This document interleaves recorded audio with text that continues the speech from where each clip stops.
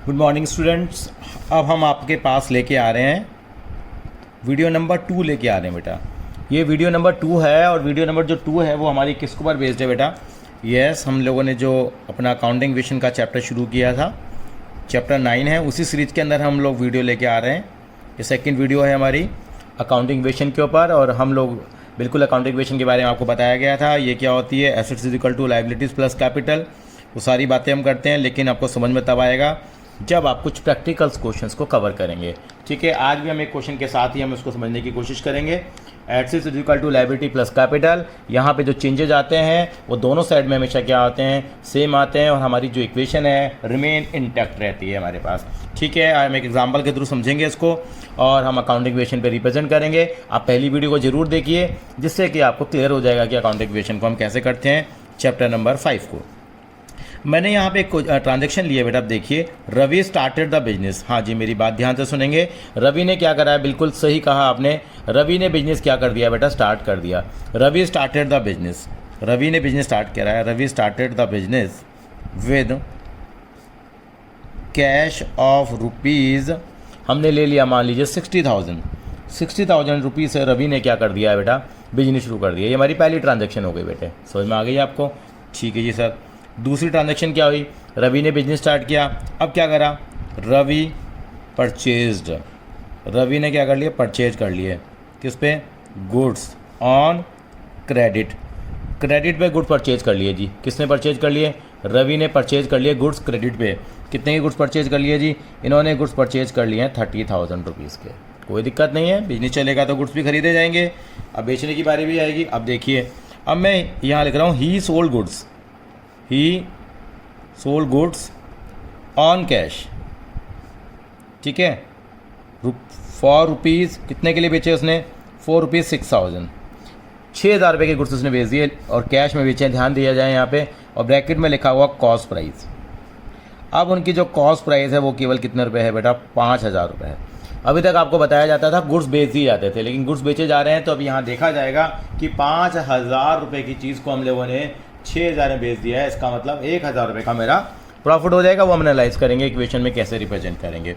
चलिए जी, और काम बढ़ा। ही sold goods, he sold goods on credit, अब उसने क्रेडिट पे गुड्स बेचे हैं बेटा। ही sold goods on credit for rupees 10,000 और उनका जो कॉस्ट प्राइस दे रखा था वो दे रखा था 12,000 रुपीज़। 12,000 रुपये का कॉस्ट प्राइस है। मैं दोबारा बोल देता हूँ, ये क्या लिखा मैंने, कॉस्ट प्राइस। कॉस्ट प्राइस कितने का है, 12,000 रुपये की चीज़ को 10,000 में बेच दी आपको। क्योंकि सर ये तो गंदी बात हो गई है, नुकसान हो गया है 2,000 रुपये का। कोई बात नहीं, 2,000 का नुकसान हो गया, उसको भी समझेंगे हम लोग कि कैसे रिप्रेजेंट करें। एक ट्रांजेक्शन और यहाँ ले लेते हैं हम लोग, बहुत बड़ा नहीं बनाएंगे। अब आगे क्या कहता है, ही सोल्ड गुड्स, फिर गुड्स बेचता है, गुड्स कॉस्टिंग, अब की बार आगे लिख दिया मैंने कॉस्टिंग रुपीज़ 3,000 फॉर 7,000 में बेच दिया बेटे उसने। कितने बेच दिया है, 7,000 बेच दिया। 7 में नहीं, और बढ़िया कर लेते हैं, चलो जी, 8,000 में बेच दिया। यानी कि good costing rupees 3,000, so he sold goods costing rupees 3,000 for 8,000 बेच दिए। आगे क्या लिखा हुआ है, ठीक है, आगे लिखा हुआ है 60% payment received in cash, 60% payment received, 60% payment receive हो गई है। यानी कि 40% अभी रिसीव नहीं हुई है, कैश में हुई है, ये अंडरस्टूड है इसमें। यानी कि अब ठीक है सर, अब क्या करें हम लोग, यानी कि अब हमें इनको रिपिक करना है अकाउंटिंग इक्वेशन पे। रवि ने बिजनेस स्टार्ट किया, आपको मालूम है, परचेज कर लिए गुड्स क्रेडिट पे, गुड्स बेचे हैं कैश में, गुड्स बेचे हैं क्रेडिट पे।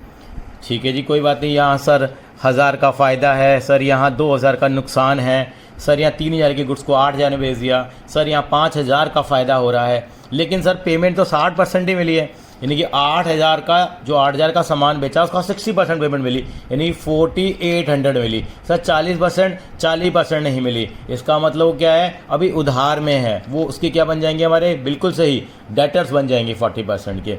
3200 के, यानी कि यहाँ पे कैश में बिके हैं और यहाँ पे क्रेडिट में भी हमारे गुड्स बिके हैं। तो उसको हमें यहाँ क्या करना पड़ेगा बेटा, एनालाइज करना पड़ेगा, और उसके लिए बिल्कुल अभी हम काम करेंगे बेटा, ठीक है। तो हम अकाउंटिंग इक्वेशन पे कैसे बनाएंगे, अब मैं आपको एक बताना चाहूँगा, ये बार बार मैं ट्रांजेक्शन्स नहीं लिखूंगा आगे से, लेकिन आपको एग्जामिनेशन में जरूर ये लिखनी होंगी बेटा, ठीक है बेटा।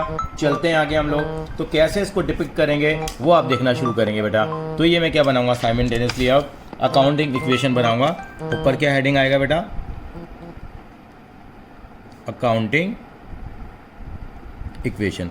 अकाउंटिंग इक्वेशन लिखेंगे जैसे एज यूजुअल हम करते आ रहे हैं, और साथ साथ में क्या बनाएंगे, अकाउंटिंग इक्वेशन का हम प्रॉपर फॉर्मेट बनाएंगे जैसे हम बनाते आ रहे हैं, ठीक है। पहला कॉलम किसका बनता था, आपको याद आ रहा होगा, पहला कॉलम हमारा, बिल्कुल सही कहा आपने, हमारा पहला कॉलम बनता था बेटा सीरियल नंबर का बनता था, जो बिल्कुल पतला सा बनाएंगे। दूसरा कॉलम ट्रांजैक्शन का बनता था। मैं ट्रांजैक्शन कॉलम को आप ठीक ठाक बनाएंगे, मैं थोड़ा कम कर रहा हूँ क्योंकि मेरे पास स्पेस की थोड़ी सी कमी है। और उसके बाद अगला कॉलम बनेगा एसेट्स का बनेगा, एसेट्स का बनेगा बिल्कुल, और अगला बनेगा लायबिलिटीज़ प्लस कैपिटल का बनेगा। ये हम फॉर्मेट को क्या करते हैं बेटा, हमेशा से फॉलो करते आ रहे हैं, और यही हम लोग क्या करेंगे, यहाँ पर भी हम फॉलो करके चलेंगे, ठीक है जी। ये मैंने अकाउंटिंग इक्वेशन बनाना शुरू करी। यहाँ क्या, ये मेरा सीरियल नंबर आ गया, इसको क्या बोलते हैं, ट्रांजैक्शंस बोलते हैं। यहाँ पे क्या लिखेंगे, बिल्कुल यहाँ लिखेंगे एसेट्स, और इज इक्वल टू लगाना ना भूले, अपनी हैबिट बना लीजिए। और यहाँ क्या लिखेंगे, LIABILITIES, liabilities plus capital, liability plus capital, ठीक है जी सर, समझ में आ गया। अब सारी ट्रांजैक्शन आपको बताई गई थी, आपको सारी ट्रांजैक्शन थी, ये ट्रांजैक्शन हमारी लिखी हुई थी। रवि ने बिजनेस स्टार्ट किया है बेटा कैश में, ठीक है जी, आपने देखा था। आप स्क्रीनशॉट ले लिया करो ऐसे अगर लगता है तो आपको, साथ साथ में लिखेंगे भी हम लोग, Ravi started business, Ravi started business. बेटे यहाँ मैं अमाउंट नहीं लिखूंगा, मैंने आपको बताया था रवि ने बिजनेस स्टार्ट किया है। आप कहेंगे बिजनेस स्टार्ट किया कितने से, 60,000 से, तो यहाँ एक कैश का कॉलम आएगा, यहीं से समझ में आ जाएगा, कैश का कॉलम आएगा, यानी कि कितने से स्टार्ट किया है, 60,000 से स्टार्ट किया है। साथ साथ में किसका कॉलम आ जाएगा, बिल्कुल आप देखा करो, सेम लेवल पे जाके लिखना है हमें, बिल्कुल यहाँ 60,000 लिखेंगे हम लोग, यहाँ भी 60,000 हो गया हमारे पास, ठीक है जी सर। अब दूसरी ट्रांजैक्शन लिखेंगे क्योंकि बैलेंस स्टार्टिंग में हम लोग 2 ट्रांजैक्शन की बात करते आ रहे हैं। अगला क्या है, ही परचेज गुड्स, ही परचेज्ड गुड्स, उसने क्या करें, परचेज कर लिए गुड्स। गुड्स कितने में खरीदे हैं उसने, 30,000 के खरीदे हैं। आप बताओ 30,000 के गुड्स खरीदे तो क्या होगा, सर उसने क्रेडिट पे खरीदे हैं, क्रेडिट पे खरीदे हैं तो कोई दिक्कत नहीं। देखो यहाँ एक नया कॉलम बनना शुरू हो जाएगा, गुड्स का, कितने के गुड्स आ गए। अब देखो सेम लेवल पे लिखेंगे, प्रेजेंटेशन बहुत बढ़िया होना चाहिए। गुड्स कितने के, 30,000 के, बिल्कुल सेम लेवल पे जाना है, इसी कारण हम ऐसे बनाते हैं। और ये क्या आएगा बेटा, ये हमारे पास क्या आ जाएंगे, ये क्रेडिटर्स आ जाएंगे हमारे, कितने के आ जाएंगे, बिल्कुल सेम लेवल पे जाएंगे, 30,000। और आप कभी भी चेक कर लीजिए बेटा, ये जो लेवल है वो हमेशा सेम रहेगा, दोनों एक ही लाइन में आने चाहिए ताकि क्लियरिटी नज़र आए। एक्चुअली प्रेजेंटेशन बेटर जितना होगा उतना बढ़िया रहेगा। अब हम बैलेंस करेंगे और यहाँ क्या लिखेंगे, बिल्कुल सही, न्यू इक्वेशन लिखेंगे। न्यू इक्वेशन कितनी आएगी बेटा, यहाँ ये आ जाएगी 60,000, गुड्स कितने के, 30,000 इज इक्वल टू लगाना ना भूलें, कितना आएगा, 30,000 प्लस 60,000। अब देखो ये भी 90 आ रहा है, ये भी कितना आ रहा है सर, 90 आ रहा है। देखो हर एक ट्रांजेक्शन को भी इंडिविजुअली चेक कर लेना, सेम अमाउंट से दोनों बढ़ रहे होंगे या घट रहे होंगे, मतलब नेट इफेक्ट करीब करीब वही आ रहा होगा। चलिए सर आगे की तरफ बढ़ते हैं हम लोग। जब मैं गया तीसरी ट्रांजेक्शन पे, तीसरी ट्रांजेक्शन में क्या होते हैं सर, तीसरी ट्रांजेक्शन में तो गुड्स को सेल किया गया है। कितने के गुड्स सेल किए गए हैं सर, 5,000 वाले गुड्स को हम लोगों ने 6,000 में बेच दिया। पहली बात तो क्या हो गए सर, कैश में बेचा है या उधार में बेचा है हम लोगों ने, आप कहेंगे सर हमने तो कैश में बेचा है। कैश में बेचा तो ठीक है, ये बताओ ये वहाँ पे प्रॉफिट होगा या नहीं होगा। आप कहोगे सर 5,000 के गुड्स को अगर मैं 6,000 का बेच रहा हूँ तो इसका मतलब मुझे प्रॉफिट तो हो ही रहा है ना, मुझे प्रॉफिट तो हो ही रहा है, तो प्रॉफिट को भी मैं कंसिडर करूँगा। यानी कि मैं यहाँ क्या करने वाला हूँ, यहाँ पे लिखेंगे, उसने करें क्या, सोल्ड गुड्स, केवल लिख देंगे सोल्ड गुड्स, पूरी कहानी लिखने की जरूरत नहीं है, ट्रांजैक्शन का पता होना चाहिए। गुड्स कितने के बेचे हैं, 5,000 के, 5,000 वाले गुड्स 6 में बेचे, तो आप कहेंगे सर गुड्स कितने के जाएंगे, आप बताओ सर। गुड्स तो 5 के ही कम होंगे, हमेशा कॉस्ट प्राइस ही कम होगी, यानी कि गुड्स की वैल्यू तो 5,000 रुपये है। लेकिन सर कैश कितना आएगा, सर कैश तो 6,000 आएगा, तो मैंने 6,000 का कैश यहाँ पे एंटर कर दिया। अब दूसरी बात देखिए यहाँ पे सर ये 6 से बढ़ रहा है या 5 से बढ़ रहा है, तो 1,000 से बढ़ रहा है, तो आपको खुद ही लगना चाहिए सर 1,000 से ये बढ़ रहा है, तो यार यहाँ पे तो सर गड़बड़ आ गया। तो इसका मतलब आपको इक्वेशन को बैलेंस करना पड़ेगा, तो 1,000 रुपये यहाँ क्या कर दूंगा मैं, कैपिटल में प्लस कर दूंगा, 1000 रुपये क्या कर दूंगा मैं कैपिटल में यहाँ प्लस कर दूंगा। इस बात का जरूर ध्यान रखेंगे आप, ये 1000 रुपये यहाँ पर ऐड हो जाएंगे बेटा हमारे पास। आई थिंक सो क्लियर हो गया होगा। क्यों हो गया कि 5000 की चीज़ को हम लोगों ने 6000 रुपये में क्या करा है, बेचा है, 1000 का फ़ायदा हो गया। तो जब भी कोई फ़ायदा होगा तो मैं अलग से लिख भी देता हूँ, यानी कि जो आपकी कैपिटल होती है ना, उसमें हमेशा याद रखना बेटा, जो आपके प्रॉफिट्स होंगे वो प्लस हो जाएंगे और जो आपके लॉसेज हैं वो क्या हो जाएंगे बेटा, माइनस हो जाएंगे। प्रॉफिट प्लस हो जाएंगे और लॉसेज माइनस हो जाएंगे। चलिए जी, अब इसको फिर से क्या करते हैं हम लोग, बैलेंस करते हैं। बैलेंस करा, ये क्या आ गई बेटा मेरे पास, हाँ जी न्यू इक्वेशन आ गई। ये आ गया मेरे पास, कैश हो गया 66,000 का, गुड्स मेरे कितने के रह गए सर, कम हो जाएंगे, 25 के रह गए। ये कितना आ गया 30,000 प्लस में कितना 61,000। तो दोनों को ऐड करता हूँ तो 91। वैसे भी चेक कर लो सर, 1000 ये साइड बढ़ रही है, 1000 ये साइड बढ़ रही है, यानी कि जो कर रहे हैं सही कर रहे हैं। आगे चले सर, फिर गुड्स बेच दिए इसने, बेचने दो भैया, काम है उसका। गुड्स बेचे हैं उसने, 12,000 वाले गुड्स को 10,000 में बेच दिया, 12 वाले गुड्स बेचे हैं, इसका मतलब मेरा जो गुड्स कम होगा कितने का कम होगा, 12,000 का।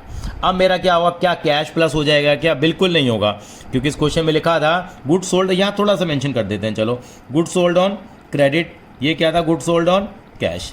यहाँ पे हमने क्रेडिट में बेचा है, क्रेडिट में बेचने का मतलब यहाँ मेरी एक नई विंडो बनेगी और उस विंडो का नाम होगा बेटा डेटर होगा, नाम इसका क्या नाम होगा, डेटर्स होगा। डेटर्स का मतलब क्या होता है, बी साइलेंट होता है। डेटर का मतलब वो इंसान होता है जिसको हम सामान उधार में बेचते हैं और उससे पैसे हमें बाद में मिलेंगे, तो हमारी क्या बन जाती है, वो एसेट बन जाती है। बिल्कुल ठीक है। तो 12,000, लेकिन हमने बेचा कितने में, 10,000, तो डेटर कितने का बनेगा, 10 ही का तो बनेगा ना। बिल्कुल ठीक है सर, यहाँ तो ये 2,000 का नुकसान हो रहा है। अरे नुकसान हो रहा तभी तो बताया, यानी कैपिटल से क्या कर देगा तू, माइनस कर देगा। कैपिटल से क्या कर देगा तू बेटा, माइनस कर देगा अगर तेरा नुकसान हो रहा है। तो चलिए जी ठीक है जी, अब इस इक्वेशन को फिर से क्या करते हैं हम, बैलेंस। देखो जरा सर, 12 माइनस प्लस 10 तो 2 से कम हो रहा है, यहाँ सर 2 से कम हो रहा है। इक्वेशन मेरी क्या बैलेंस है, यानी कि प्रॉफिट में बेचोगे तो प्लस हो जाएगा और लॉस में बेचोगे तो यहाँ माइनस हो जाएगा। ठीक है जी, अब मैंने शुरू करी अपनी न्यू इक्वेशन निकालना। कितनी आ गई है, 66,000 plus 13,000 plus 10,000 is equal to कितना, बिल्कुल जी 30,000 प्लस कितना आ जाएगा बेटा, ये आ जाएगा 59,000। टोटल करेंगे तो वही 89,000 आ जाएगा हमारे पास। चलिए जी, लास्ट ट्रांजैक्शन, सोल्ड गुड्स, फिर उसने गुड्स को बेच दिया। अब की बार ध्यान देने वाली बात है, अब की बार उसने कहा कि मैंने सोल्ड कर दिए गुड्स जिनकी कॉस्ट 3,000 रुपये की थी, उनको मैंने 8,000 में बेचा है और 60% पेमेंट मेरे पास कैश में आई है। यानी कि मतलब क्या हुआ, 60% पेमेंट का मतलब क्या है, इसका मतलब गुड्स मेरे गए हैं, पहली बात तो गुड्स को माइनस कर लो, कितने के गुड्स गए भैया, 3,000 के। 3,000 के गुड्स चले गए, थोड़ी सी कैलकुलेशन कर लेते हैं। 3,000 के गुड्स गए मेरे पास, कैसे कैलकुलेशन करूं सर, आपने 8,000 में बेचे हैं, ये रफ कैलकुलेशन कर रहा हूं। सर 8,000 में मैंने गुड्स को क्या करा, बेचा है, तो 8,000 का मेरे पास 60% पेमेंट आ गया। इसका मतलब कितना आ गया, 4,800 पेमेंट आ गया।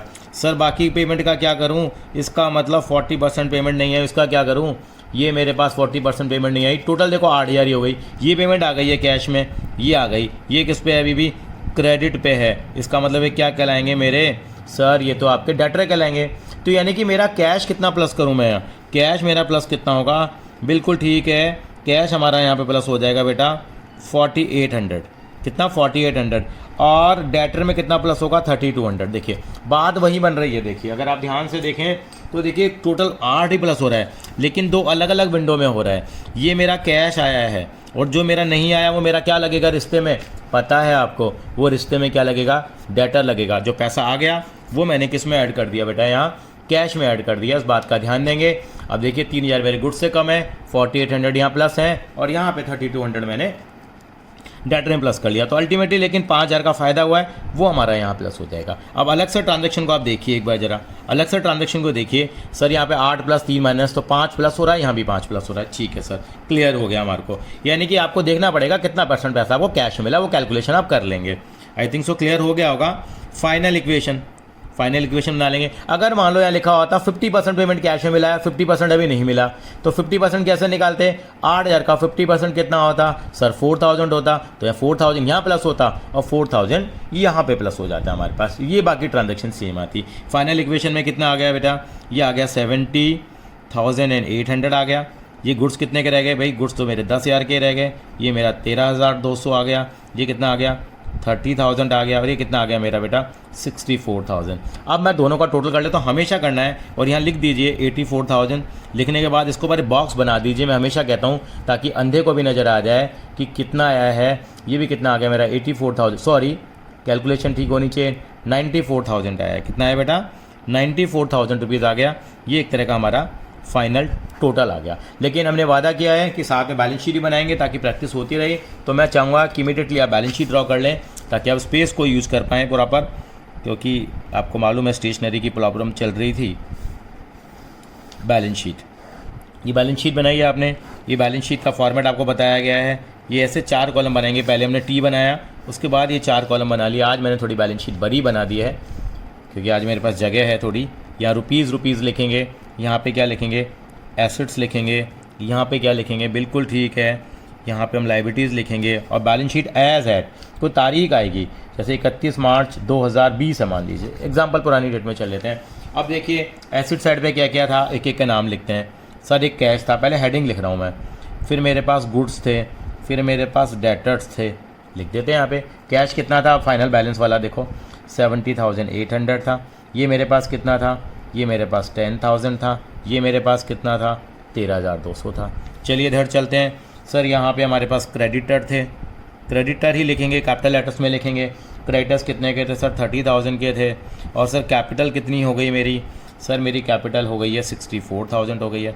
ये बिल्कुल लाइन के नीचे वर्ड्स लिखेंगे और यहाँ उसके बाद single line double line, single line बिल्कुल सेम लेवल पे आना है आपको। यानी कि अगर ये चीज़ कम भी बढ़ गई तो आप थोड़ा गैप दे दीजिए, यहाँ पे दोनों ही सामने आने चाहिए। कितना आ जाएगा, ये आ जाएगा 94,000 और ये आ जाएगा आपका 94,000। फाइनली आपकी ये बैलेंस शीट क्या हो गई है, तैयार हो गई है। आई थिंक सो वीडियो 2 समझ में आया होगा। इसके ऊपर बेस आपको क्वेश्चंस करने होंगे अपनी गिरवाल साहब की बुक से। और अब हम लोग इसके बाद नेक्स्ट वीडियो लेके आएंगे जिसमें कुछ नई ट्रांजेक्शन्स लेंगे।